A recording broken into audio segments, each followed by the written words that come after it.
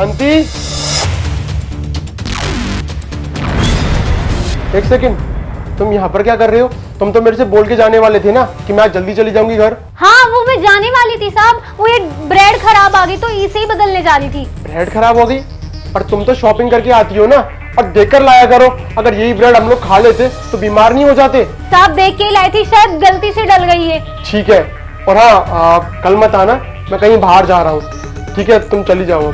भूख लग है, मुझे खाना दो। अरे बेटा ये खराब ब्रेड है, मुझे चाहिए, मैं दूसरी लाके दूंगी। ये मुझे अभी चाहिए। करण,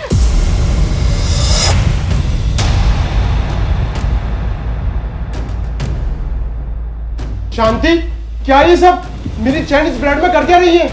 मुझे नहीं पता साहब, ये चैन ब्रेड में कहाँ से आई? मैं तो खराब ब्रेड थी, वापस करने जा रही थी। ज्यादा ना झूठ बोलने की जरूरत नहीं है मेरे सामने। मेरी चैन इस ब्रेड में कर क्या रही होंगी? कोई इत्तेफाक तो होगा नहीं ना?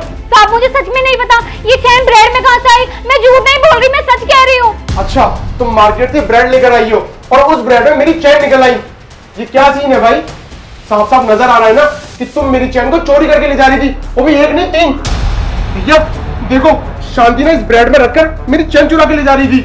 4-5 दिन से मैं नोटिस कर रहा था इसको।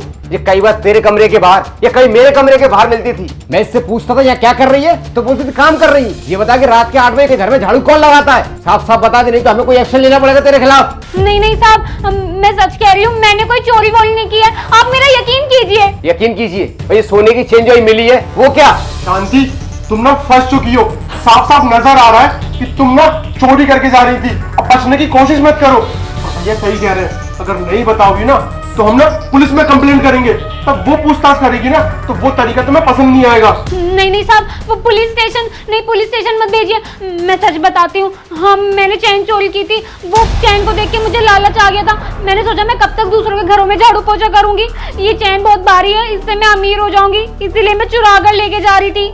शांति एक बात बताओ, तुम जो सड़कों पर पहले भीख मांगती थी, मैंने तुम पे तरस खाया ताकि तुम इस सड़कों पर भीख ना मांगो। मैंने तुम्हें अपने यहाँ नौकरी दी ताकि तुम अपने बच्चे को पढ़ा सको, और जो तुम्हारा बीमार पति है उसका तुम इलाज करा सको। मगर तुम जिस थाली में खा रही थी उसी में छेद कर रही हो। शांति, तुमने जो भी किया है ना वो माफी लायक नहीं है। नवीन, तुम पुलिस को कॉल करो। नहीं भैया, समझिए बात को, उस पर ना बहुत सारी जिम्मेदारी है, अपने बच्चे की, अपने पति की। अगर ये जेल चली जाएगी, ये तो बेचारा बेसहारा हो जाएगा ना, और इनके पति का ध्यान कौन रखेगा? इस बार इसे माफ कर देते हैं, आखिरी वार्निंग दे देते हैं। शांति सुनो, चोरी करना ना सही बात नहीं है। अगर तुम आज चीज चुरा के ले जाती, बट ऊपर वाला तो देख ही रहा है ना, क्या पता तुम्हारे साथ कुछ हादसा हो जाता या फिर कुछ ना कुछ हो ही जाता, क्योंकि कर्मा बहुत बुरी चीज है। आज तुम बुरा करोगी तो कल तुम्हें बुरा मिलेगा ही।